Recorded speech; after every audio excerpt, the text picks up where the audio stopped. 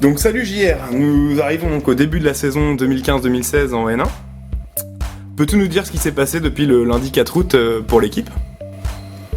Alors depuis le lundi 4 août, nous nous sommes entraînés quasiment tous les jours, avec une grosse partie dédiée au travail de course, au travail physique. Une seconde partie importante pour rattraper le déficit physique qui va sûrement nous arriver cette année, avec une grosse partie donc de musculation, et une dernière partie liée au handball. Et après, on a fait quelques matchs amicaux pendant toutes les semaines qui ont suivi.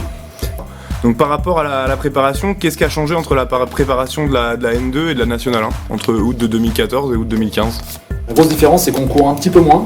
On fait toujours autant de hand, mais on fait beaucoup plus de musculation.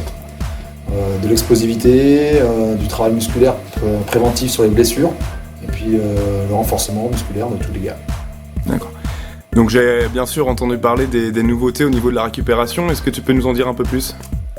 Oui, on a essayé de faire en sorte de mettre en place un protocole pour récupérer plus vite les soirs après les séances.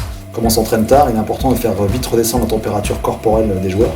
Et on a mis en place des bacs avec de l'eau froide, avec quelques glaçons, voire beaucoup de glaçons, avec un petit protocole que le docteur nous avait donné et les joueurs ont apprécié. Les effets s'en sont fait ressentir au niveau des joueurs ? Je pense, c'est pas vraiment quantifiable comme ça, mais ce qui est certain, c'est qu'ils sont sûrement mieux endormis, ils ont mieux récupéré le soir, et sûrement que le sommeil était plus récupérateur, donc c'était l'intérêt. Donc parlons un petit peu des nouveaux. Est-ce que tu es satisfait de leur intégration et de leur rendement au niveau de la préparation et sur le terrain ? Sur le plan humain, les deux joueurs qui nous arrivent de l'extérieur, je les connaissais un petit peu, et je savais qu'on n'allait pas être... il n'y aurait pas de souci avec eux sur ce point-là. Donc c'est vraiment, ils ont vraiment trouvé leur place, ils sont vraiment très bien intégrés dans l'équipe. Après sur le plan du handball, ils font leur place tranquillement. Arthur est arrivé un peu plus tard que Pierre. Pierre était là dès le premier jour. Arthur, pour des raisons professionnelles, nous a rejoint sur la deuxième partie de la préparation, mais il a bien récupéré, il a bien rattrapé le temps perdu entre guillemets. Au niveau des matchs amicaux, donc t'en parlais, est-ce que tu peux nous dresser un bilan des matchs amicaux qu'il y a eu là sur cette fin août ? On a joué beaucoup de nos matchs amicaux avec de la fatigue, avec un enchaînement sur plusieurs rencontres en un seul week-end. Donc ça a été compliqué à gérer pour les joueurs, je trouve. On a joué bien souvent les matchs donc, dans un état de fatigue avancé et ça ne nous a pas permis de remporter ces rencontres. Donc ça c'est un petit peu décevant.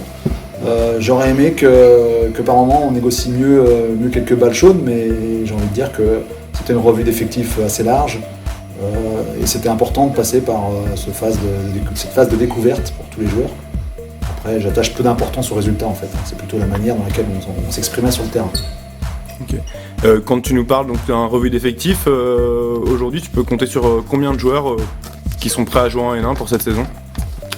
Il y a 20 joueurs qui composent le groupe, qui seront affichés sur le poster. J'ai envie de dire que les 20 joueurs sont sujets à participer aux rencontres. Maintenant certains le savent, il y aura des difficultés sur le plan physique, sur le plan morphologique, voire sur le plan handball. Donc on fera en sorte que tout le monde puisse s'épanouir à ce niveau de jeu-là, tout le monde puisse y goûter et y participer le plus possible pour le bien de l'équipe. D'accord.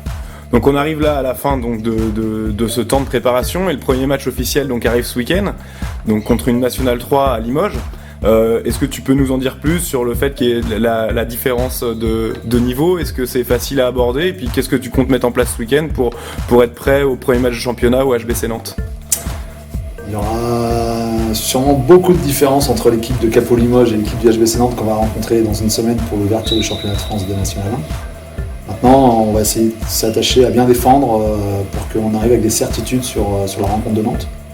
Les adversaires seront sûrement pas du même calibre, mais voilà, on va essayer de faire respecter la hiérarchie d'une part et puis trouver quelques pistes positives, voire très positives en attaque. La défense étant mieux en place depuis le début de la saison. Ok, je te remercie et bonne chance pour ce week-end. Merci.